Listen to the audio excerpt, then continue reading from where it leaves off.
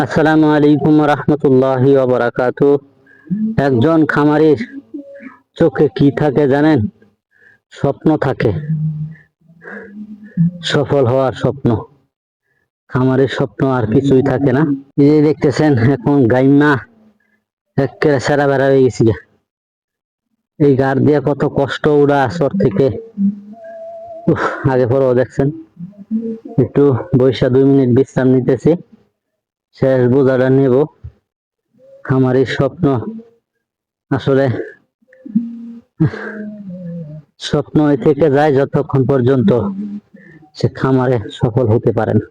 সকলে দোয়া করবেন আল্লাহ যেন খামারের মধ্যে বারাকা দান করে, চোখের স্বপ্ন যেন বাস্তবে পরিণত হয়, শীতল হয়ে যায় অন্তর, চোখও যেন শীতল হয়ে যায় আল্লাহর বারাকা দেখে।